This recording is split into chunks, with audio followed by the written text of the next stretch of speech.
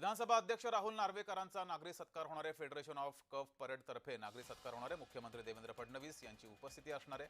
भाजपा प्रदेशाध्यक्ष रवींद्र चव्हाण देखील उपस्थित असणार आहेत।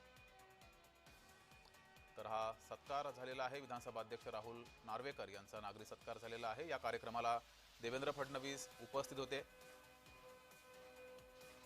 फेडरेशन ऑफ कप परेड तर्फे हा नागरी सत्कार झाला आहे।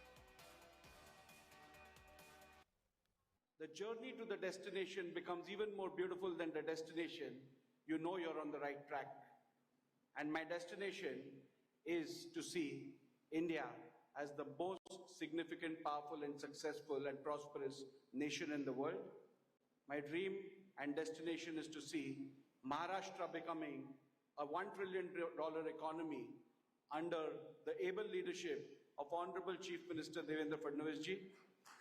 And our destination is, of course, to see the prosperity of every citizen of this country.